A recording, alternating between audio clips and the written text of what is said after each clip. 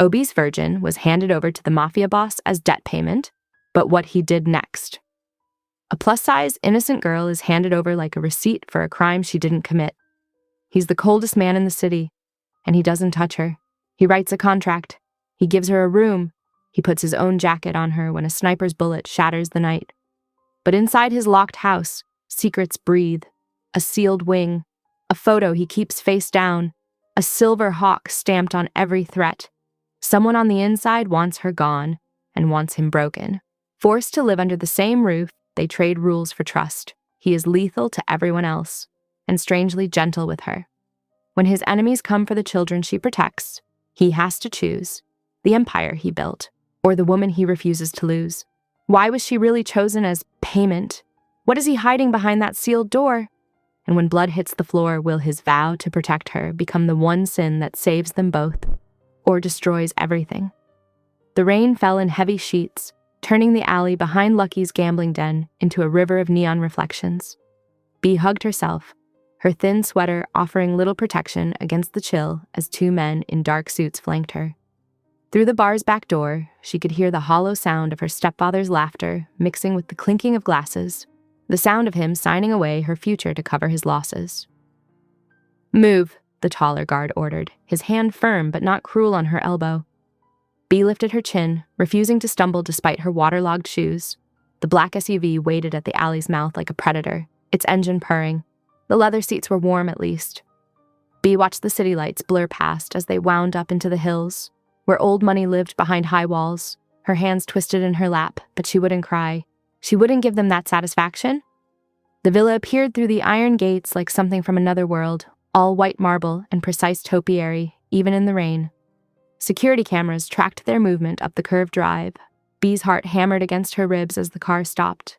The foyer was bigger than her entire apartment, with floors that reflected the crystal chandelier above. Water dripped from her hair onto the marble, each splash feeling like an accusation of not belonging. That's when she saw him. Valerio Corsetti moved like a man who owned not just the room, but the air inside it. Tall, broad-shouldered, wearing a suit that probably cost more than her yearly salary. But it was his face that caught her. Classically handsome, except for the scar that traced his jaw, and eyes that seemed to calculate everything they saw, including her. When one of the guards reached for her arm, Valerio's voice cut through the space like a blade. "No one touches what's under my protection." The words were flat, brooking no argument. The guard's hand dropped immediately. Valerio produced a contract. From his desk, each page crisp and professional. "The terms are simple. You'll work in my private archive to repay the debt. You'll have food, accommodation, and safety. In return, you follow my rules and remain on the property." Bea forced herself to meet his gaze. "I have conditions of my own." Something flickered in his expression. Surprise, maybe even respect. "Go on." "I want to tutor neighborhood kids in literacy, once a week." Her voice grew stronger. "No forced intimacy, and when the debt is paid, it's done. Forever, in writing." He studied her for a long moment, then picked up his pen. Agreed.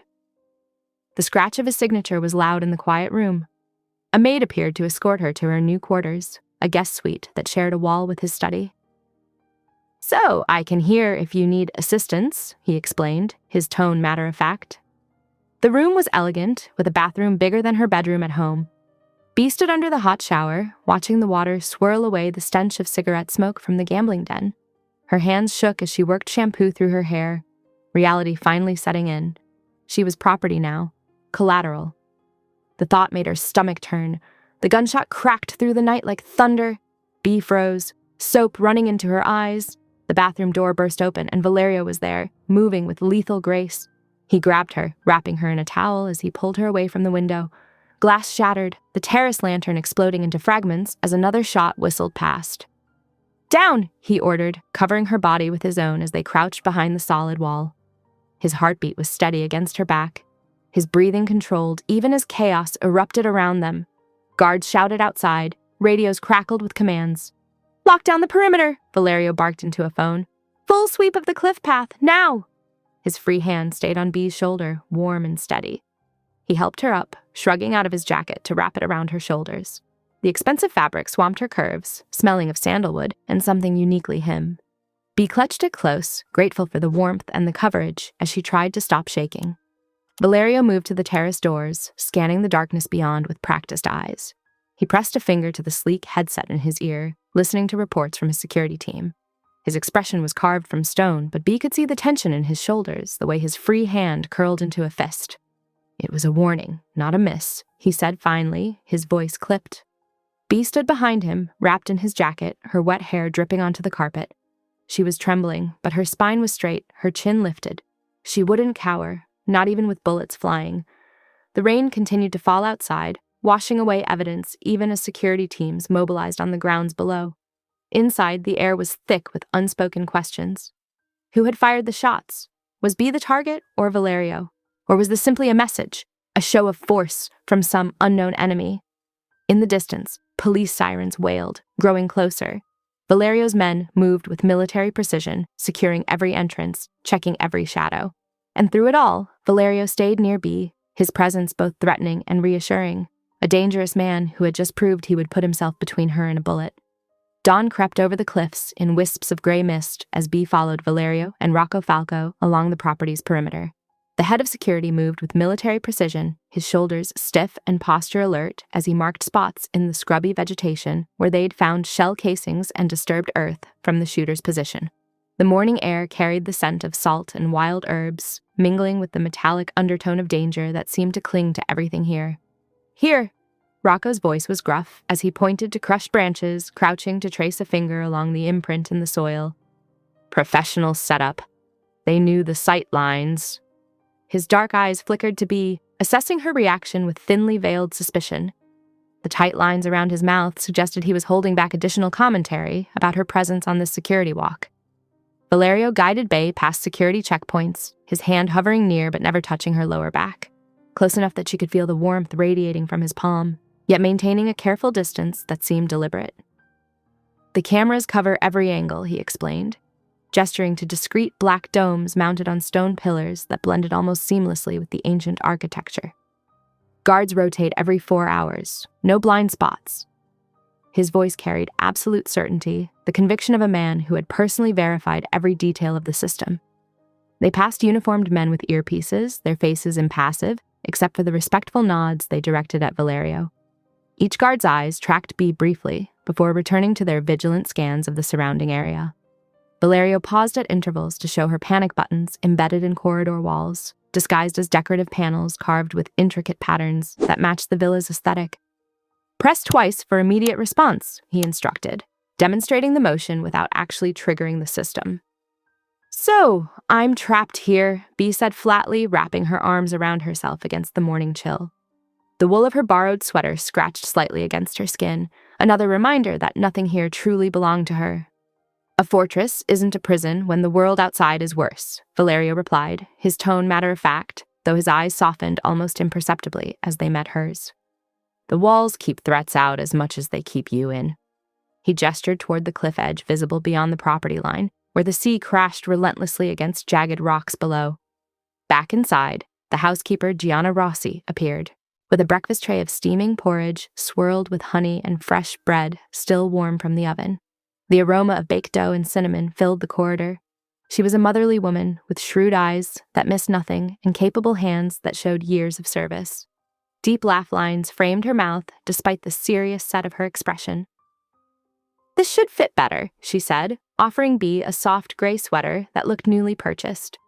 When Bee slipped it on, the sleeves didn't strain around her arms like her old clothes did, the fabric draping comfortably over her curves rather than fighting against them.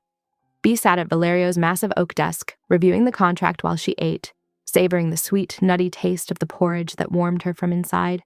Sunlight streamed through leaded glass windows, catching dust motes that danced in the air. Her eyes caught on a line added in his precise handwriting. "No humiliation under this roof." Something in her chest twisted at those words, an unexpected consideration that contradicted everything she'd expected from this arrangement. The study was immaculate, everything in its place with military precision. Leather-bound books arranged by height, pens aligned perfectly beside stacked papers, not a speck of dust on the polished surface, except for a single silver frame lying face down on a bookcase. Bee's gaze kept returning to it throughout the morning, wondering what photo he couldn't bear to look at. what memory was too painful to confront daily.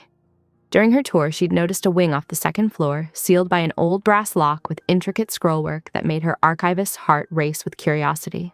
The keyhole was ornate, speaking of history and secrets locked away for generations. Tarnished green patina clung to its edges, suggesting it hadn't been opened in years. But Valerio had steered her past it without comment, his hand pressing slightly more firmly near her back as they passed.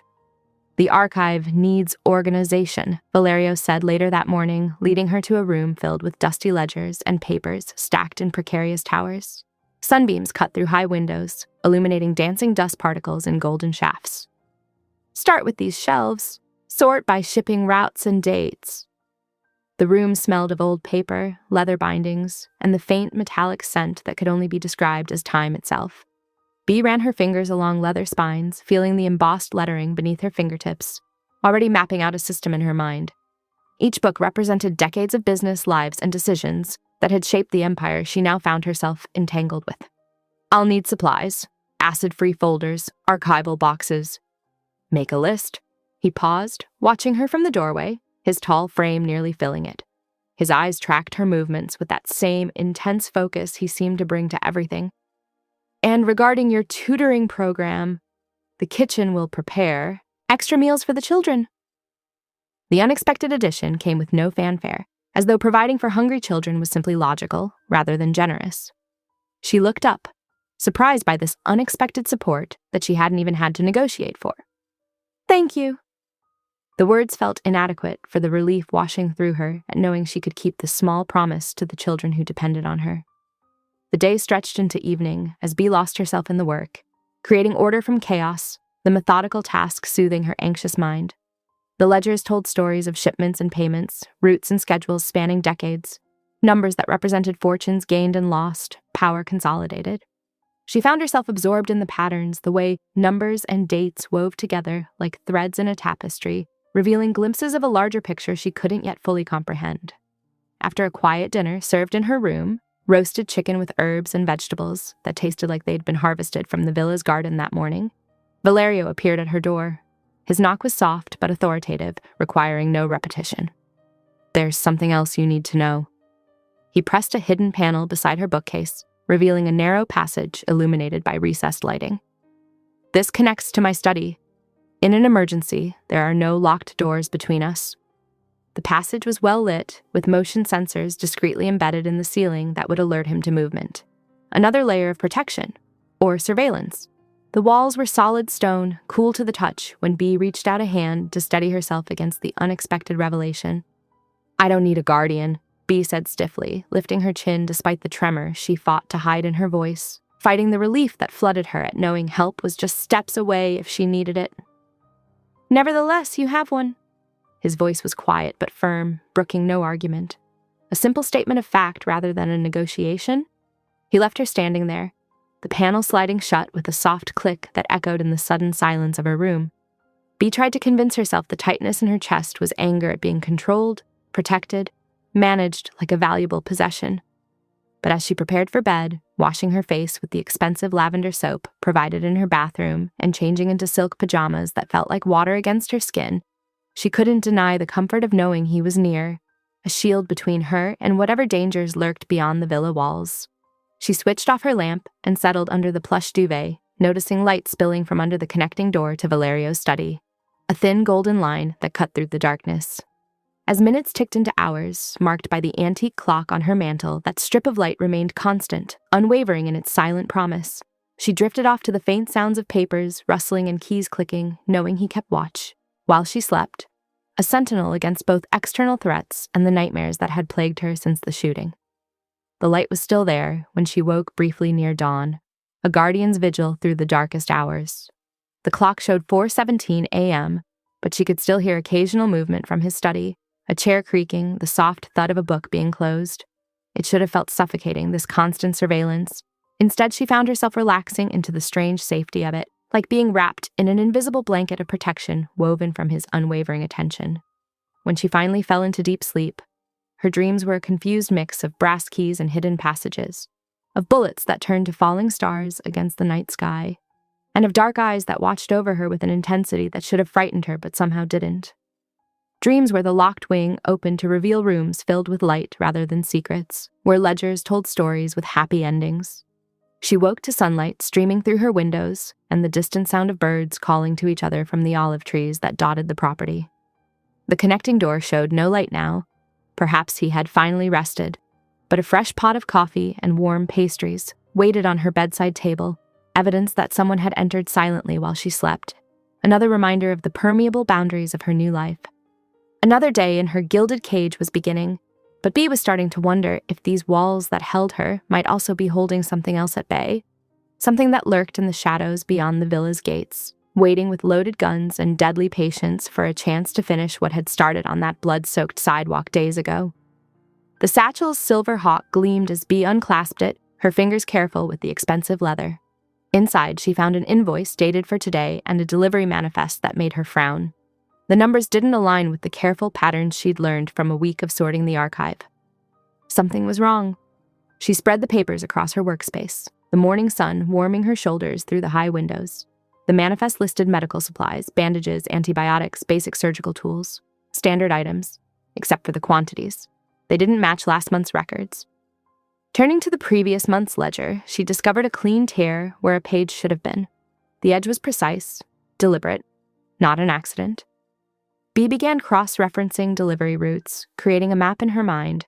Most shipments followed predictable paths through the city, but these medical supplies all led to one place, a children's clinic in the poorest district. She dug deeper, tracking the money. What she found made her sit back, stunned. Valerio wasn't just sending supplies, he was funding the entire operation. Security guards, building maintenance, even the doctor's salaries flowed through a maze of accounts that all led back to him. More telling were the gaps. His crews stayed clear of a 10-block radius around the clinic. No collections, no pressure, no violence. The door opened, and Valerio entered with his usual quiet intensity. He rolled up his sleeves with precise movements, revealing strong forearms marked with old scars. Without a word, he sat across from her and pulled out fresh paper. "The clinic needs better protection," he said, his pen moving in elegant strokes as he drafted an addendum to their contract. "And your tutoring program should be formalized." Bee watched him write, noting how his handwriting never wavered. "Why did you agree to the tutoring?" she asked. "You could have dismissed it as irrelevant to our arrangement." He paused, dark eyes meeting hers. "Because you asked for something that wasn't for yourself." The simplicity of his answer caught her off guard. Before she could respond, Rocco burst in, his face tight with tension. "Marco from the North Gate is missing," Rocco reported, "and we can't find the ledger key." Valerio's expression hardened. "Lockdown access to all records. Double the patrols." He turned to Bee. "Post another guard at her door." "I don't need," Bee started to protest. "The sniper's coin bore a hawk insignia," Valerio cut in. "The same as that satchel." Bee's argument died in her throat. She glanced at the leather bag, its silver hawk now seeming more predatory than decorative. Throughout the day, she watched security tighten like a noose around the villa. Guards appeared at every corner, their weapons more visible than usual. Radios crackled with coded check-ins. Even Gianna moved through the halls with wary eyes. As afternoon light painted the walls gold, Bee organized the new clinic documents, unable to shake the feeling that she was missing something crucial. The torn ledger page nagged at her. What had been so important it needed to vanish? She was so lost in thought she almost missed Gianna's approach. The housekeeper moved with unusual stealth, pressing something cold and metal into Bee's palm. "For when the past won't stay quiet," Gianna whispered, her eyes darting to the door as footsteps echoed down the hall. Bee's fingers closed around a small ring of old keys, their brass worn smooth by time. Her heart raced as she slipped them into her pocket, mind already turning to the sealed wing and its mysterious lock. The footsteps grew closer. Gianna melted away as silently as she'd appeared, leaving Bee to stare at the delivery manifests with forced concentration. But her thoughts were entirely on the weight of the keys in her pocket and the secrets they might unlock. She spent the rest of the afternoon pretending to work while actually studying the villa's rhythms, guard rotations, cleaning schedules, the times when corridors emptied for meals or shift changes.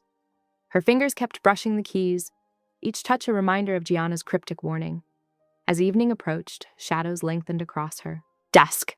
The guard outside her door shifted his weight, boots scraping stone. Through the window, she watched the security teams conducting another sweep of the grounds, their movements precise and practiced. Valerio hadn't returned since giving his orders to Rocco. She could hear him in his study next door, his voice a low murmur, as he made calls, issued commands, pulled whatever strings kept his empire running. Occasionally his footsteps would pass her door, a brief pause in his stride, telling her he was checking on her. She should have felt trapped, suffocated by the increasing security and constant surveillance. Instead, she found herself studying the torn ledger page with growing determination. Something about those missing numbers, combined with the hawk insignia and the clinic's protection, hinted at a larger pattern, one that might explain why someone would risk sniping at a crime lord's villa. The keys felt heavier with each passing hour, their presence both a promise and a warning. Gianna's words echoed in her mind. When the past won't stay quiet. What past? And why give her the means to unlock it now, when tension coiled through the villa like a spring about to snap? Through her window, she watched the sun sink behind the cliffs where the sniper had hidden. Guards moved like shadows across the grounds, their radios chirping softly in the gathering dusk. Above, storm clouds gathered, promising a long night of wind and rain. The storm howled against the villa's walls as Bee stood before the sealed wing's door, her borrowed keys trembling in the lock. The brass key slid home with a soft click that seemed too easy for something so forbidden. Dust motes swirled in her flashlight beam as she eased the door open, her heart thundering against her ribs. The corridor stretched before her, wallpaper faded to ghostly patterns in the weak light. Her footsteps left clear prints in years of undisturbed dust. The first door she tried opened into what had clearly been a nursery, frozen in time like a museum exhibit. A white crib stood sentinel by the window, its mobile of silver stars swaying in the draft. Stuffed animals lined shelves, their glass eyes watching her intrusion. Everything spoke of careful preparation, of joy cut short before it could begin. The next room made her breath catch. A study, but unlike Valerio's methodical workspace downstairs, this one felt like a shrine. Newspapers covered one wall, yellowed with age but carefully preserved. Headlines screamed of tragedy. Car bomb claims, fiancé of rising crime family heir. Photos showed a younger Valerio without the scar, his arm around a striking woman with wild dark curls and laughing eyes. Bee's hands shook as she lifted a leather-bound book from the desk. A photograph slipped free, the same woman caught mid-laugh at a cafe table, the image creased from being folded and unfolded countless times. Like a pressed flower preserving a moment that could never come again. Some doors stay sealed for reasons. Valerio's voice made her spin, the photograph fluttering to the floor between them. He stood in the doorway, face unreadable in the shadows. Bee's chest tightened with guilt and fear, but his rage never came. Instead, he bent and picked up the photo with careful fingers, as if it might crumble at his touch. "I'm so sorry," Bee whispered. "I shouldn't have—" "No," he agreed quietly. "You shouldn't have." He turned and left her standing there, surrounded by the ghosts of his past. Later, she watched through the study door as he took the matching frame from his bookcase, the one that always lay face down, and set it upright. His jaw clenched as he arranged it precisely, every movement deliberate. "This house remembers everything," he said, without looking at her.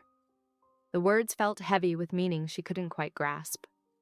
Desperate for some connection to the outside world, Bee borrowed Gianna's phone during dinner. Her fingers shook as she dialed Emma's number, her oldest friend, the one person who might help. But the line was dead. 3 more numbers yielded the same result. Every contact she had was either disconnected or redirected to unknown voices. The realization hit her like ice water. Every escape route was cut off. Any attempt to run would trigger consequences.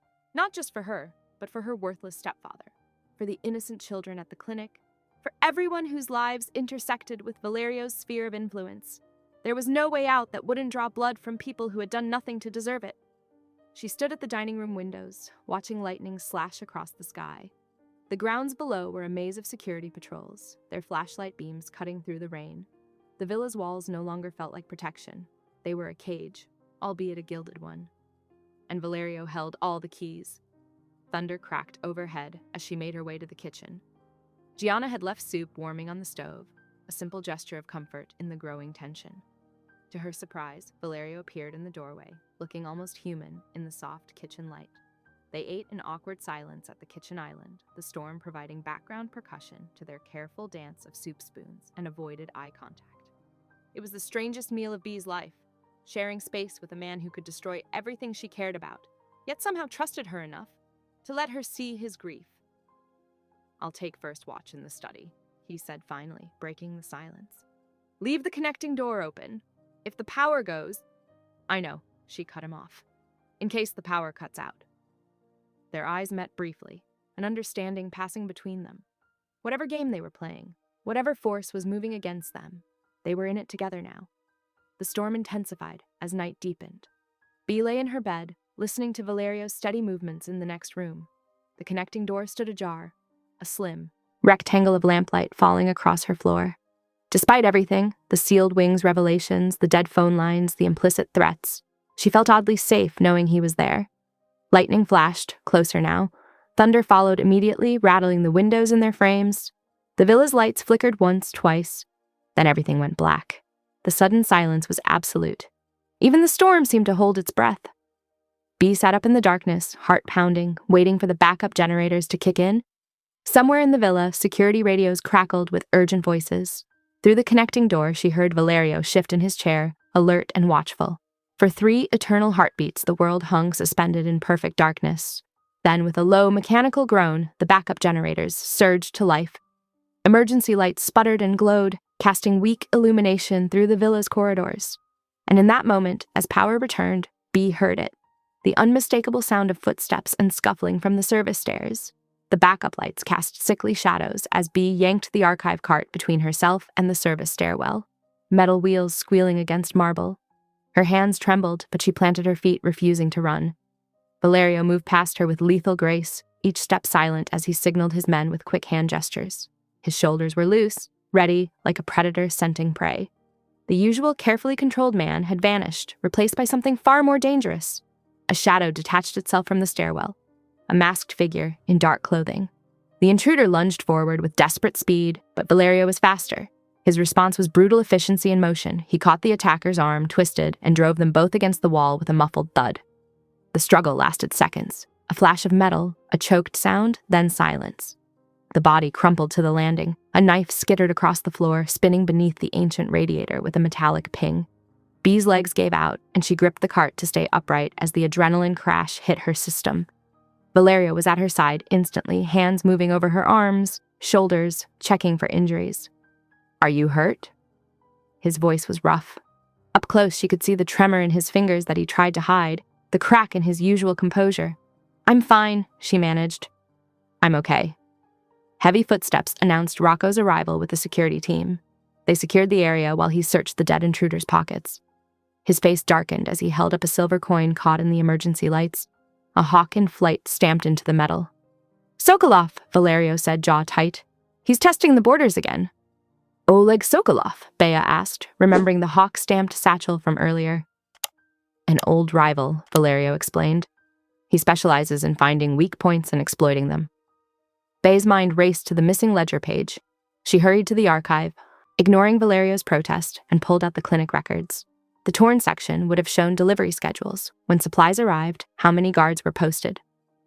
"The clinic," she said. "That's what he wanted." The missing page would tell him exactly when it's most vulnerable. Valerio's expression hardened. "The children's clinic?" Bea nodded, already grabbing note cards from her desk. She began creating a timeline, the missing page, the sniper shot, the hawk stamps, tonight's intruder. Each card represented a piece of the puzzle, and she taped them carefully inside a cabinet door where they wouldn't be obvious to casual observers. "Clever girl," Valerio murmured, watching her work. The next hours crawled by as security teams swept every inch of the villa. They checked air vents, light fixtures, floorboards, anywhere that could hide surveillance devices or weapons. Bea's fingers cramped from writing notes, trying to find patterns in Sokolov's movements. Around 3 a.m., Valerio ordered most of his men to patrol the grounds. He dragged a chair into the hallway outside Bea's suite and sat, his presence both protection and cage. He didn't speak, but she could feel the tension radiating from him, see it in the rigid set of his shoulders. Bea lay in bed, fully clothed, listening to his steady breathing through the door. Sleep felt impossible. Her mind kept replaying the fluid violence of his movements, the way he'd checked her for injuries with such careful hands. He was a paradox, capable of ending a life without hesitation, yet gentle when he touched her. The night stretched endless, marked by radio checks and guard rotations.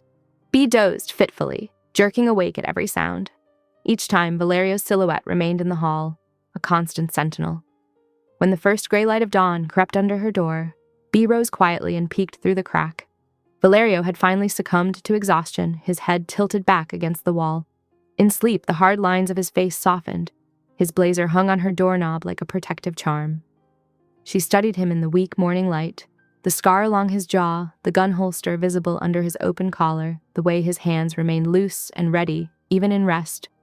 This dangerous man had killed to protect her, had stayed guard through the night, had shown her both the monster and the man beneath. The thought should have terrified her. Instead, she felt something shift in her chest, a warmth she didn't dare name. She closed the door softly, unwilling to wake him, and pressed her forehead against the smooth wood. Outside her window, birds began their morning chorus as sunlight painted the grounds gold. The night's shadows retreated, but Bee knew they weren't gone, just waiting, watching, planning the next move in this deadly game. She thought of the clinic, of innocent children caught in the crossfire of rival powers. The smell of coffee drifted up from the kitchen as the villa stirred too. Life. Gianna would be making her morning rounds soon, raising eyebrows at finding the feared Dawn asleep in a hallway chair. But for now, in this quiet moment between night and day, Bee allowed herself to feel safe under his protection, even as she wondered if that safety would ultimately become another kind of prison. Late morning sun streamed through the study windows as Bee settled into what had become her usual chair across from Valerio's desk. Steam rose from their coffee cups, and the porridge Gianna had brought up was still warm. Ledgers spread between them like a paper maze. Route 27B, Bee read, running her finger along the column of numbers. 3 checkpoints last Tuesday, delivery completed at 11:47. Valerio's pen scratched across the margin, his handwriting precise and controlled. Note the gap between points 2 and 3. 23 minutes for what should be a 12-minute drive. Bee frowned, checking against another ledger. They're zigzagging to throw off surveillance. Standard protocol. He took a sip of coffee, watching her over the rim. But it creates a blind spot. She spread out 3 maps, tracing the route variations. Every Tuesday before noon, the trucks have to slow down at this corner, if someone knew the pattern from that missing page. They'd know exactly where to strike. His jaw tightened, but there was approval in his eyes. Good catch. You should double the escort there. Already done. He made another note, then looked up at her. You have good instincts for this. For criminal logistics? She arched an eyebrow. The corner of his mouth lifted slightly. For seeing patterns others miss. Their eyes met across the desk, and something warm flickered in the space between them. Bee looked away first, focusing on the ledgers. This security checkpoint here, she said, tapping the page. Why not move it closer to the clinic? Instead of dismissing her question, he considered it carefully. The current location gives better sightlines, but you're right. The distance creates vulnerability. We'll adjust it. The ease with which he accepted her input surprised her. This dangerous man, who commanded through force and fear, was listening to her suggestions, implementing them without ego. After lunch, Valerio led her to the sun-drenched courtyard. He handed her a tablet with a custom security app installed. 3 taps anywhere on the screen sends an alert, he explained, standing close enough that she caught the faint scent of his cologne. The safe room is accessed through here? He indicated a panel that looked like ordinary wall trim. She had to walk the route twice, down the service stairs, through the wine cellar, into the reinforced chamber with its own water and air supply. His insistence felt overwhelming until she noticed how he relaxed fractionally each time she demonstrated she knew the way. You're not just protecting your investment, she realized aloud. His expression didn't change, but something flickered in his eyes. I protect what's mine. The possessiveness in his voice should have frightened her. Instead, it sent an unexpected shiver down her spine. The peaceful afternoon shattered at dusk. Shouts erupted from the front gate as a delivery truck lurched into the courtyard, its side panels scorched black. The driver stumbled out, blood spreading across his shirt. Valerio caught the man as he collapsed. Where? He demanded. Ambush, at the blind corner. The driver's breath came in wet gasps. Boss! The leak! It's inside! His eyes went glassy, hand falling limp. Valerio's face turned to stone as he lowered the body, but Bee saw the muscle jumping in his jaw. Fury barely contained. Full lockdown, he ordered into his radio. No one in or out. Sweep every room, every computer, every phone. Inside his study, Bee spread route maps across the floor, creating a timeline of deliveries and attacks. Each pin represented a point of vulnerability that only someone with inside knowledge could have known. Here, she said, marking timestamps. And here, they knew exactly when to hit us. Valerio stood at the window, his reflection hard as iron in the darkening glass. The villa transformed around them, doors securing, guards doubling, radios crackling with security checks. A cage closing, but Bee wasn't sure if it was meant to keep threats out or trap a traitor in. She sat cross-legged among the papers, mind racing. The pattern was there, just out of reach. Something about the timing, the precision of the attacks. It reminded her of... Her eyes drifted to the sealed wing door. The old newspapers preserved there might hold the key, dates and details from that long-ago car bomb that had taken Valerio's fiancé. A hunch was forming, pieces clicking together just beyond her grasp. Guards moved through the corridors like shadows as night fell. Valerio spoke quietly into his phone, giving orders that would ripple out through his organization. Bay kept working, surrounded by paper trails and timestamps, while outside the study windows, security lights blazed to life against the gathering dark. The villa held its breath, waiting for the traitor to make a mistake. But Bee already suspected the truth was hidden in those preserved papers, an event set in motion years ago. She just had to prove it. Bee's fingers trembled as she spread the newspaper clippings across the sealed wing's dusty desk. Dates jumped out at her: the bombing that killed Valerio's fiancé, the week he'd turned the photo face down, and the first altered shipment route. The pattern crystallized with brutal clarity. Someone was weaponizing Valerio's grief. She traced the timeline, heart pounding. The sabotage began precisely when his mourning was deepest, each attack timed to anniversaries when his guard would be lowest. Their enemy knew him intimately enough to predict when memory would make him vulnerable. Lightning flickered through rain-streaked windows as Bee gathered the photo from where she'd found it. The woman in it smiled, young and vibrant, unaware of the bomb that would steal her future. Walking back to Valerio's study, Bee placed the frame upright on his desk, not to wound him, but to declare that shadows couldn't heal what light couldn't touch. The generator's hum filled the silence as she worked, sorting through ledgers by the emergency light's glow. She didn't hear Valerio return until his sharp intake of breath made her turn. He stood in the doorway, eyes fixed on the photo. The muscle in his jaw jumped, but something else moved across his face, like ice cracking on a frozen river. His shoulders dropped slightly, tension bleeding out with each breath. "Why?" he asked, voice rough. "Because the dead deserve to be seen," Bee answered softly. "And the living deserve to remember them without drowning." He crossed to the desk, fingers brushing the frame. "I couldn't look at her without seeing flames." "Now?" "Now I see her smile first." His exhale seemed to release years of held breath.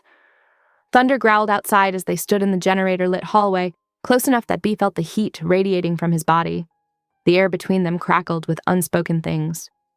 "I want you," Valerio said suddenly, voice low and honest. "But I won't take what isn't freely given. You're not a possession to be claimed." Bee's heart thundered. "I want you too," she admitted. "But I won't be owned. I need to choose freely, to maintain my boundaries." "Your boundaries are sacred," he repeated like a promise. "Your choices are your own, always." His words wrapped around her like a shield, protection without possession. She saw in his eyes that he meant every syllable. They drifted toward the sealed wing as if pulled by invisible threads. The nursery door stood open, moonlight painting silver squares on a crib that would never hold a child. Stuffed animals sat perfectly arranged, frozen in time, waiting for laughter that never came. "I sealed it away," Valerio said quietly, thinking if I couldn't see it, memory couldn't devour me whole. Bee touched his arm gently. "Open it. Let in light and air. What's sealed away festers. What's faced can finally heal." He covered her hand with his, warmth seeping through her skin. They stood together in that doorway, witnessing the ghost of a future that died in flame and metal. But somehow the shared witnessing made it bearable. Minutes stretched into hours as they worked side by side in comfortable silence. Bee sorted ledgers while Valerio made calls, his voice a steady backdrop. The storm gentled to a soft patter against the windows. Just past midnight, Bee's tablet chirped with an alert. Her stomach dropped as she read the message. "The clinic truck missed its check-in," she said, showing Valerio the screen.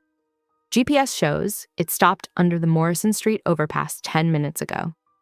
He was already moving, barking orders into his radio. "Get a team ready, full tactical gear, 5 minutes." "I'm coming with you," Bee said, grabbing her jacket. Valerio turned, face hard. "Absolutely not. Too dangerous." "I know those routes better than anyone. I can spot patterns your men might miss." She met his gaze steadily. "You need me on this?" "Bee..." Don't bench me, not when I can help. Their eyes locked in silent battle. She saw the moment he recognized her steel spine wouldn't bend on this. Headset on at all times, he finally ordered. You stay in the vehicle unless I clear it. If I say drop, you drop. Clear? She nodded, already moving toward the garage where his team was assembling. The night air hit her face as they emerged, cold and clean after the storm. Valerio's hand settled briefly on her lower back as he helped her into the passenger seat of his SUV. Stay close, he murmured, sliding behind the wheel. Bea adjusted her headset as engines roared to life around them. Through the windshield, she watched the villa's gates swing open into darkness. Whatever waited at that overpass, she was done hiding behind locked doors while others fought her battles. Valerio glanced at her as they accelerated down the hill, his expression unreadable. But his hand found hers briefly in the dark, a touch that said more than words could convey. Whatever came next, they would face it together. The sodium-orange streetlights cast eerie shadows under the Morrison Street overpass. Bea gripped the tablet tighter as Valerio's SUV pulled up beside the abandoned clinic truck, its hazard lights pulsing like a distress beacon in the cold wind. Valerio moved with lethal grace, gun drawn as he circled the vehicle. His men fanned out, checking shadows and blind spots. He signaled Bea to stay behind the SUV's passenger door, using it as a shield while he approached the truck's cab. Clear, he called after checking inside. Driver's gone, but there's blood. Not enough for fatal. Bea's heart pounded as she documented everything with her tablet's camera. The cargo bay doors hung open, slashed through the middle. Medical supplies were scattered across the asphalt, some crushed underfoot during whatever struggle had occurred. Here, she pointed to a deliberate arrangement of broken glass. They left another hawk. Valerio's jaw tightened as he studied the crude symbol. The streetlight caught the scar along his jaw, making it look deeper, older somehow. Wait! Bea moved carefully around the scene, photographing tire marks. These skid patterns, they're wrong for a single vehicle. See how they overlap. There was a second van, positioned to block the truck's escape route. A coordinated trap, Valerio agreed. His eyes swept the area again, harder now. They're escalating. Bea's fingers flew over the tablet, logging timestamps and details. She fired off a quick text to Gianna about preparing the clinic for a delayed delivery, knowing the housekeeper would handle the logistics discreetly. The drive back was tense with unspoken things. Valerio's hand rested on the console between them, fingers flexing occasionally as if fighting some internal battle. Bea watched his knuckles whiten, then relax, then tighten again until finally he withdrew completely. I am not gentle, he said into the darkness, voice rough. Except with you. The confession hung in the air between them, heavy with meaning. Bea's breath caught at the raw honesty in his tone. It was the first time he'd admitted to any softness, any crack in his armor. The villa's kitchen was warm and quiet in the pre-dawn hours. Gianna had left a pot of chamomile tea steeping, the familiar scent a small comfort, as Bea spread bank records across the island counter. Valerio stood at her shoulder, close enough that she felt the heat of him. Look at these transfers, she murmured, highlighting patterns on her tablet. This shell company here, the cash movements align perfectly with Rocco's guard rotation changes. Show me. She pulled up a calendar overlay. Every time Rocco adjusted the schedule, money moved through this account within 48 hours. But, she frowned, switching to another screen. Salvatore has similar gaps in his movements. They could be legitimate business dealings or carefully planted evidence, Valerio finished. The soft ping of an incoming email cut through the quiet. Valerio's secure inbox showed one new encrypted message. His face went absolutely still as he opened it. The photo showed Bea through the tutoring hall's window, helping a young boy with his reading. The timestamp was from just an hour ago. They're watching, Valerio said, voice deadly calm. They're closer than we thought. He was already on his phone, barking orders. Detain Salvatore, full lockdown protocols. No one in or out without my direct authorization. Wait, Bea grabbed his arm. The timestamps don't fit. Look at the pattern again. But Valerio was already moving, coordinating teams through his earpiece as dawn began to paint the sky in shades of pearl and rose. Bea stared at the bank records, something nagging at her mind. A detail just out of reach that could prove Salvatore's innocence or guilt. The kitchen slowly filled with the sounds of the villa waking. Coffee brewing, quiet footsteps in the halls, the distant murmur of guard radio checks. But underneath it all was a current of tension, like a wire pulled too tight. Bea gathered her papers with trembling hands, knowing that somewhere in these numbers lay the truth about who was betraying them. The photo of her at the tutoring hall felt like ice in her stomach. proof that nowhere was truly safe anymore. She watched Valerio pace the kitchen, issuing commands with cold precision. In the growing light, she could see the weight of command settling onto his shoulders like a familiar burden. Yet when his eyes met hers, there was still that flash of gentleness he'd confessed to in the car. Gianna appeared silently to refresh the tea, her knowing eyes taking in the scattered papers and tense atmosphere. She squeezed Bee's shoulder once before disappearing again, leaving behind the comfort of routine in a world that felt increasingly dangerous. The sun crept higher as Bee cross-referenced dates and accounts, searching for the pattern that would make sense of it all. Somewhere in this villa, Salvatore was being questioned.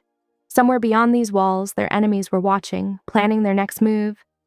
And here in this kitchen, Bee sat at the intersection of power and vulnerability, knowing her presence had somehow become central to a war she never chose. Valerio's hand brushed her back as he passed, a touch so light she might have imagined it. But she knew it for what it was, both a promise of protection and an acknowledgement of her strength. Whatever came next, they would face it together, gentle only with each other in a world that demanded hardness. The morning sun cut harsh angles through the villa windows as Salvatore sat confined in a third-floor guest room, his usually impeccable suit wrinkled from hours of questioning. Down the hall, Rocco methodically emptied drawers and briefcases, laying out evidence on a polished desk. 3 burner phones, a flash drive, and stacks of paperwork. Bey watched from the doorway, her fingers tight around her tablet. Something wasn't right about this picture. It was too neat, too perfectly damning. The call logs, she said, stepping forward. Look at the timestamps and tower pings. Valerio moved beside her, his presence a wall of contained fury. She pulled up the clinic escort schedules, laying them side by side with the phone data. Here, these calls came from the Marina District at exactly the same time Salvatore was doing clinic runs across town. He physically couldn't have been in both places. He could have had someone make the calls, Rocco pointed out, his voice professionally neutral. Bee shook her head. The flash drive, too. Check the file creation dates. These documents were generated 6 hours ago, after you took his devices. Valerio's jaw tightened as he examined the timestamps. Someone's trying very hard to frame him. Or distract us, Bee added softly. The room fell silent except for the whisper of paper as Rocco continued his search. Valerio moved to the window, staring out at the grounds below. His shoulders were rigid with tension. I will always choose the many over the one, he said finally, not turning around. The words fell like stones in the quiet room. Bee felt their weight settle in her chest. The unspoken meaning was clear. If forced to choose between the safety of his empire and any individual, even her, he would sacrifice the one. It was both a warning and an apology. She retreated to the archive, needing space to think. The room's familiar smell of old paper and leather bindings helped clear her head as she created a timeline on the wall, mapping out every suspicious incident. Over the past months, delivery manifests, guard rotations, security breaches, she marked them all with colored pins and string, looking for patterns. One document caught her eye, a delivery note from 3 weeks ago, handled only by Rocco during the initial inspection. Her hands trembled slightly as she held it up to the light. The torn corner matched perfectly with the missing ledger page, not a random rip, but a deliberate removal. A soft knock made her turn. Gianna stood in the doorway, her usual calm expression touched with worry. She crossed to Bee's desk and placed something small on the surface, a miniature microphone, sleek and modern despite its age. From the old days, Gianna said quietly, when the dawn needed to hear truth from lies. If you need to hear the truth, make it speak. Bee picked up the tiny device, turning it over in her palm. Thank you. She worked through lunch, cross-referencing dates and locations while the villa hummed with tense activity around her. Late afternoon brought the sound of footsteps in the hallway, Valerio's distinctive measured stride. He appeared in the doorway, holding a document that made Bee's stomach clench, the preliminary order to transfer Salvatore to a black site facility for enhanced interrogation. It has to be done, he said, though his voice lacked its usual certainty. Bee watched him sign the paper, each stroke of his pen feeling like a cut across her heart. This was wrong. Everything about this was wrong, and she couldn't let it happen. She waited until he left, then pulled out a note card and wrote 5 words. If you trust me, wait. The sun was setting as she placed the note centered on his desk, its white surface stark against the dark wood. The villa was quieting for the evening, guards changing shifts as darkness crept across the grounds. Bee's hands were steady as she packed the miniature mic into her pocket. Her mind raced through contingencies and risks, knowing what she was about to do could either save them all or destroy everything. The weight of the device pressed against her hip as she moved through the villa's evening routines. She smiled at the right moments, spoke when expected, gave no sign that anything was amiss. Inside, her heart was breaking, for Salvatore, wrongly accused, for Valerio, trapped between duty and truth, for herself, about to risk everything on a desperate gamble. Outside, the gardens lay in deepening shadow. Lights blazed from the security posts, creating pools of harsh brightness in the gathering dark. Somewhere beyond those walls, a handler waited with answers, and Bee was going to find them. She checked the mic one final time, ensuring it was properly concealed. The technology might be old, but it was their best chance at exposing the truth. If she could get close enough, make the right people speak. The evening air carried the scent of jasmine as guards passed on their rounds, nodding to her respectfully. None of them would stop her. She had earned their trust over these weeks. They didn't know she was about to use that trust to slip away into the night. She thought of Valerio finding her note, hoping he would understand, hoping he would wait, would trust her enough to give her time. The alternative was unthinkable, Salvatore vanishing into a black site, while the real traitor continued to tear them apart from within. Movement caught her eye. Rocco crossing the courtyard below, speaking intently into his phone. She watched him pass beneath the security light, his shadow stretching long across the stones. The torn corner of that delivery note flashed in her mind, damning in its precision.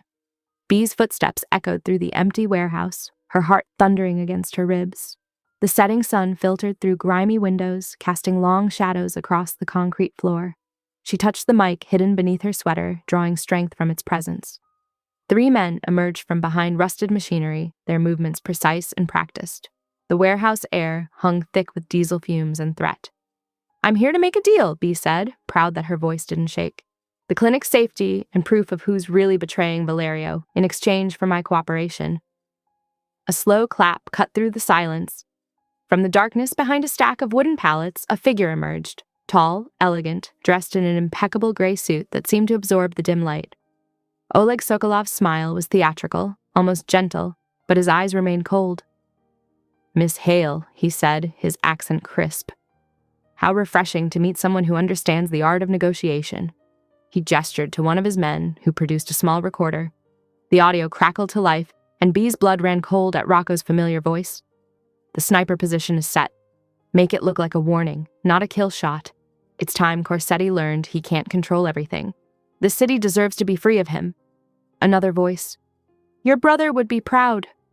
"My brother died in Corsetti's war," Rocco snarled. "I'll burn his house down brick by brick." Oleg switched off the recording with a flourish. Poor Rocco, nursing his grievances like fine wine. So useful when hatred ferments into betrayal. Bee's mind raced, connecting dots. The missing ledger page? Ah yes, our friend's first gift to us. But the real prize? Oleg's smile widened. Is you. He pulled out his phone, showing her a crisp photo of herself at the tutoring hall window. The angle was high, impossible, unless... The light fixture, she whispered, nausea rising. Only someone with security access could have planted a camera there. Tomorrow night, I host a very exclusive auction, Oleg continued conversationally. Several interested parties would pay handsomely to possess what Valerio Corsetti claims as his. Imagine his reputation when he can't even protect one small archival assistant. Back at the villa, Valerio stood in his study, reading Bay's note for the third time. The paper trembled slightly in his usually steady hands. If you trust me, wait. His first instinct had been to mobilize every man, tear the city apart. But something in those 5 words made him pause. He switched on the receiver for the old surveillance equipment, and a signal pulsed to life. In the warehouse, Oleg was instructing his men. At dawn we move her. Keep her comfortable until then. She's worth more unmarked. Bee let her hands drift to the frayed rope coiled near a support beam, palming a length while they discussed logistics. Her fingers found the silk ribbon she used as a ledger marker, and she let it fall, working it into a crack in the floor with her toe. The tutoring program, she said, fighting to keep her voice steady. The clinic. You'll leave them alone. My dear, I am not completely without mercy, Oleg replied. Those little ventures will remain untouched. Consider it a gesture of goodwill. The warehouse grew darker as night settled in. Oleg's men set up a makeshift guard post, their weapons never far from reach. One brought bee water in a paper cup, watching as she drank. She sat with her back against a concrete pillar, the rough surface grounding her. The rope hidden in her sleeve offered a small comfort, though she knew escape wasn't the goal. The mic needed to catch every word, every plan. Through the high windows, stars began to appear. Somewhere out there, Valerio would be listening. She thought of him in his study, perhaps standing at the window, jaw tight with the effort of waiting, trusting her. Oleg spent the next hour on his phone, speaking in rapid Russian to various contacts. B caught fragments about payment methods, transport routes, security measures. Each detail transmitted clearly through the hidden mic. His men moved with military precision, setting up a perimeter. One dozed in a chair while two others played cards, their conversation drifting between Italian and Russian. They treated her with impersonal courtesy, professional enough to know her value as merchandise. A train rumbled past on nearby tracks, its vibrations shaking dust from the rafters.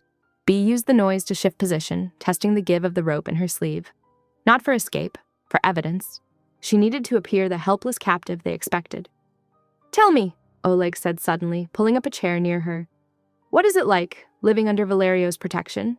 Does he still wake in the night, reaching for ghosts? Does he still keep that wing sealed, like a tomb for his dead love?" B met his gaze steadily. "You seem very interested in his personal life." "I'm interested in pressure points, Miss Hale, in the soft places where a man can be made to break." His smile turned predatory. "You've become quite an effective one." Time crept by with excruciating slowness. B's legs cramped from sitting on the concrete, but she didn't dare move much. She counted her breaths, focused on the weight of the mic against her skin, and waited. Through the windows, the sky began to lighten imperceptibly. The earliest hint of dawn approached, bringing with it the promise of movement, of change, of whatever came next. In the distance, a faint sound of engines growled to life. The fluorescent lights buzzed overhead as Valerio's men slipped the Fgasson through the warehouse's side entrances like shadows. From his position on the catwalk, Valerio's gaze locked onto B, standing between two wooden crates below. Her chin lifted in quiet defiance. His hands gripped the metal railing, every muscle coiled with the need to reach her. Oleg's voice carried through the vast space, each word deliberately aimed to wound.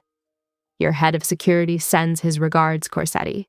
Rocco is bringing the final match to light our little bonfire." He gestured toward B with theatrical flourish. "Quite the collection of betrayals you've accumulated."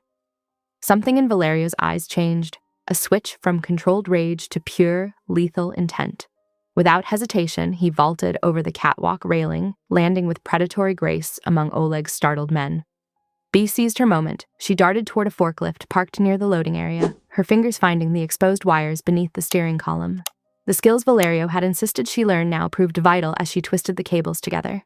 The warehouse erupted into chaos. Valerio moved through the space like a force of nature, each strike precise and devastating. A knife flashed in the dim light, finding its mark between his ribs, but he didn't even flinch.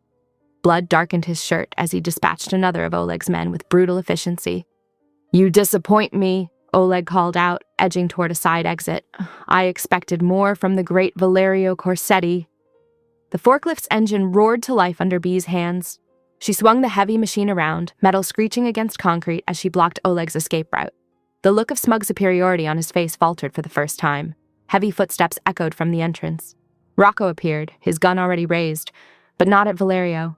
The barrel pointed straight at B's heart, his expression twisted with years of festering hatred. "The Empire needs cleansing," he snarled. "Starting with your weakness for strays?" Before he could pull the trigger, another shot cracked through the air. Rocco stumbled, blood blooming across his shoulder. Salvatore stood in the loading bay doorway, his weapon steady, Gianna's keys still dangling from his other hand. "You were wrong about loyalty," Salvatore said quietly, advancing into the warehouse. Rocco collapsed against a crate, his gun clattering to the floor. "I will not kneel to ghosts," he spat, pressing his hand to the wound. "This house, this empire, it's all built on bones and memories. Someone had to burn it down." Valerio's men secured the space with practiced efficiency, disarming Oleg's remaining guards. Oleg himself stood pressed against the wall, the forklift's forks blocking his path, his usual theatrical manner replaced by cold calculation. Blood dripped steadily from Valerio's side as he scanned the warehouse floor. His gaze caught on something small and red, a ledger ribbon carefully wedged into a crack where the concrete met the wall. Only someone who spent hours among his archives would think to leave such a marker. Only B. Across the space, their eyes met. In that moment, understanding passed between them. Her choice to trust him with waiting, his choice to listen. The ribbon was more than a breadcrumb. It was proof that sometimes the strongest defense was patience, not force. Salvatore kept his weapon trained on Rocco while pulling out a phone. The evidence is already uploaded. Bank records, communication logs, everything tracking back to your private accounts. The altered shipment schedules, the clinic surveillance, it's all there. Oleg's face remained impassive, but his fingers twitched. A shame. We could have dismantled this entire territory, piece by piece. Instead, you chose sentiment. No, Valerio's voice cut through the tension. I chose truth. The wound in his side was beginning to take its toll. His normally perfect posture showed the slightest waver, though his hands remained steady on his weapon. A thin sheen of sweat gleamed on his forehead under the harsh lighting. Bee slid from the forklift, her heart pounding. She could see the growing darkness on Valerio's shirt, the way he shifted his weight to compensate for the injury. Outside, sirens began to wail in the distance, Salvatore's insurance policy approaching. The warehouse fell into an eerie quiet. Rocco's labored breathing mixed with the hum of the forklift's idling engine. Oleg's men knelt with their hands behind their heads, surrounded by Valerio's security team. The game of shadows and secrets was ending in fluorescent clarity. It seems, Oleg mused, I underestimated the power of your little archivist, though I wonder, was it worth the price? Valerio's response was a ghost of a smile, dangerous and certain. Every drop. The sirens grew closer. Salvatore motioned to the team, initiating their exit protocol. 2 men grabbed Rocco, who struggled weakly, his face pale from blood loss. Others secured Oleg, efficiently binding his hands with zip ties. Through it all, Bee watched Valerio. She saw the minute tremors in his shoulders, the tight line of his jaw as he fought to remain upright. His dark eyes never left their prisoners, but his body was betraying the severity of his wound. The first rays of dawn began to filter through the warehouse's grimy windows, painting everything in shades of gray and gold. It felt like crossing a threshold, from one world into another, from secrets into truth, from doubt into certainty. As Salvatore's phone buzzed with confirmation of backup's arrival, Valerio finally allowed himself to lean slightly against a nearby crate. Blood had soaked through, his shirt staining the expensive fabric beyond salvation. Yet his voice remained steady as he gave orders for transport, his authority undiminished even as his strength ebbed. The SUV's engine rumbled outside, ready for their departure. They moved closer to Valerio, close enough to catch him if needed, but not so close as to wound his pride in front of the others. They had crossed too many lines tonight to pretend at professional distance, but some courtesies remained sacred. The great room had transformed into a makeshift medical bay, its usual elegance stripped away by necessity. Steel instruments gleamed on a side table, their purpose both healing and cruel. Gianna moved with practiced efficiency, her hands steady as she prepared the suture kit. Valerio sat shirtless in a high-backed chair, his muscled frame rigid with pain, but his face betraying nothing. The knife wound in his side wept slowly, the flesh angry and raw. He had refused sedation, insisting on remaining alert until everything was settled. Bee perched beside him, her fingers interlaced with his. Her other hand rested on his shoulder, feeling the tension coiled beneath his skin. The touch was no longer tentative. They had moved beyond such pretenses in the warehouse's chaos. This will hurt, Gianna warned, threading the curved needle. Her tone carried the weight of years, serving a family that preferred discretion to hospitals. Valerio's only response was to tighten his grip on Bee's hand. His dark eyes found hers, anchoring there as Gianna began her work. Each stitch drew a slight tightening around his eyes. But he never looked away from Bee's face. Outside the windows, Salvatore's voice carried as he coordinated with trusted contacts. The handover of Oleg would need to be handled delicately. Enough evidence provided to ensure a long imprisonment, but not so much as to expose deeper operations. From the secure room down the hall, Rocco's shouts echoed periodically, filled with venom and righteousness. "You're all blind," he raged. "He's turned the city into his personal kingdom. Someone had to end it." 2 guards flanked his door, their expressions stone cold. They had worked with Rocco for years, betrayal cut deepest among brothers. Bee's voice shook but held firm as she gave her statement to Salvatore's recorder. He targeted the clinic first, civilian infrastructure, children's medical supplies. Then he arranged for my surveillance, using security access to plant cameras in the tutoring hall. She detailed the timeline of planted evidence against Salvatore, each piece fitting together like the archive puzzles she had solved. Valerio watched her as she spoke. something fierce and proud in his gaze despite the pain. When she finished, he turned to Salvatore and gave a single, weighted nod. The apology was clear in that gesture, for doubting, for nearly sending a loyal man to darkness on false evidence. Salvatore acknowledged it with a slight bow, decades of service evident in his understanding of unspoken things. As Gianna finished the last stitch and began wrapping clean bandages around Valerio's torso, the villa settled into evening quiet. Security teams patrolled the perimeter with renewed vigilance. The kitchen staff prepared simple meals that no one would eat. Time seemed to slow, allowing the weight of everything to settle. Later, in the study's familiar warmth, Bea and Valerio finally faced each other without pretense. The masks of captive and captor, of Don and debtor, fell away, leaving only raw truth between them. "I have not been afraid in years," Valerio admitted, his voice low. "Not of bullets or rivals or death, but this." He gestured to the space between them. "Wanting something I cannot simply command or control. It terrifies me." Bea traced her fingers over his bandaged side, feeling his sharp intake of breath. "And I'm terrified of wanting someone the world says I should fear, someone who lives in violence and power." She met his gaze steadily. "But fear isn't the whole story, is it?" "No," he agreed softly. "It's not." "This can't be decided now," she said, gentle but firm. "Not while you're in pain, not while everything is raw. Whatever choice you make, whatever choice we make, it has to be in daylight, with clear heads." The connecting door between their rooms stood wide open, no longer a barrier, but a bridge. They settled into the familiar study chairs, neither willing to retreat to separate spaces. Their hands remained linked, a point of contact that spoke louder than words. Exhaustion gradually won over adrenaline. They drifted into uneasy sleep, still upright, still connected. The night wrapped around them like a blanket, protecting this fragile moment of peace. Through the windows, stars wheeled slowly overhead. The villa's lights dimmed to security minimum, creating pools of shadow and silver. Guards changed shifts silently, honoring the quiet. In his secure room, even Rocco fell silent, leaving only the sound of waves against the cliffs below. Gianna checked on them once, her expression softening at the sight of their linked hands. She draped light blankets over them both before withdrawing, closing the study door with barely a whisper. The night passed in this suspended state, neither fully awake nor deeply asleep. Every shift or sound brought them to brief alertness, but neither let go or moved away. It was as if they had created their own island in time, where decisions and consequences could wait just a little longer. Pre-dawn light began to creep across the study floor, painting everything in gentle blues and grays. Gulls cried over the cliffs, their voices carrying on the salt breeze through the slightly open window. Bea stirred first, awareness returning slowly. Valerio's hand was still warm in hers, his breathing deep and even. For a moment, she simply watched him, powerful even in rest, but somehow softer in the early light. A knock at the study door broke the spell. A courier stood waiting, folder in hand, face carefully neutral. Within the leather portfolio, papers waited for signatures, and nestled in dark velvet, a ring caught the first rays of morning sun. Morning sunlight streamed through the study windows as Valerio placed 2 documents on the polished oak table. His movements were precise despite the bandages beneath his shirt, each paper aligned with deliberate care. "The first dissolves routes that put civilians at risk," he explained, voice steady. "The second establishes the children's clinic as a protected trust under your stewardship, funded by liquidated assets from those same routes."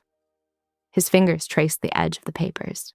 "Your debt is cleared, not as a favor, but as part of restructuring the books, a new code."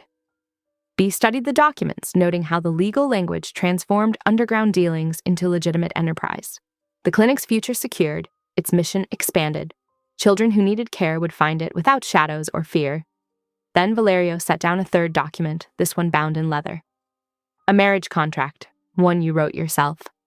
His eyes held hers. "You may walk away any day you choose. My protection remains regardless. The choice must always be yours." She read it twice, taking in every carefully crafted clause, freedom woven into each line, power balanced like a scale. When she finished, she slid it back across the table without signing. "I'm not walking," she said simply. The tension in his shoulders eased, though his expression remained controlled. He stood and offered his hand. Together they climbed the stairs to the sealed wing, their footsteps echoing in the morning quiet. The old brass key turned smoothly in the lock. Inside, dust motes danced in shafts of light through newly opened shutters, They moved through the space, reimagining its purpose room by room. The nursery transformed first. Contractors arrived with plans for built-in shelves, comfortable seating, warm lighting. Books began filling the spaces, classics, textbooks, novels in multiple languages. The preserved furniture was carefully packed away, honored but not enshrined. Gianna found them there one morning, surrounded by coffee cups and unpacked boxes, laughing over a particularly dramatic romance novel's cover. She snapped a photo before they noticed. Bee's hair, messy from running her hands through it, Valerio's sleeves rolled up, both of them real and unguarded. That photo joined the one from before on the mantel, no longer face down but standing proudly, past and present side by side, neither diminishing the other. The day of Rocco's hearing arrived like a storm front. Valerio dressed in a sharply cut black suit, his expression carved from marble. In the courthouse, he sat straight-backed as the charges were read. Conspiracy, attempted murder, sabotage, civilian endangerment. The list went on. Bee's hand found his when Rocco was led in, their fingers interlaced, anchoring each other as justice took its course. Valerio didn't flinch at the evidence or Rocco's bitter stare. He had already chosen his path, chosen who he would be with Bee beside him. The transformed wing opened its doors to the tutoring program on a crisp afternoon. Children filled the space with chatter and life, sprawling on new cushions with books open before them. The shelves rose around them like protective walls, knowledge building a different kind of strength. Bee moved among the groups, helping with math problems and pronunciation. Valerio leaned in the doorway, watching. His presence was still intimidating, but the children had begun to wave when they arrived, sensing the shift in his nature. As the last student gathered their books and headed home, Valerio crossed to where Bae stood straightening a shelf. He turned her gently to face him. "You were never collateral," he said, the words carrying the weight of a vow. When he kissed her, it was everything they had built together. Consent freely given, heat banked but ready to flame, the safety of home and the thrill of choosing it daily. Her hands slid up his chest as his cupped her face, the touch reverent and claiming all at once. Later, they sat at the dining table while evening painted the walls in amber and gold. Candles flickered, casting dancing shadows as they shared quiet conversation and lingering glances. The villa hummed with its nighttime routine, guards changing shifts, kitchen staff cleaning up, Gianna's efficient movements as she managed it all. She appeared at Valeria's elbow with the evening mail sorted on a silver tray.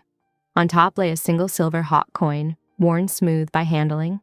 A map grid had been penciled on the back, a reminder that their peace would need guarding, that threats would always circle their borders.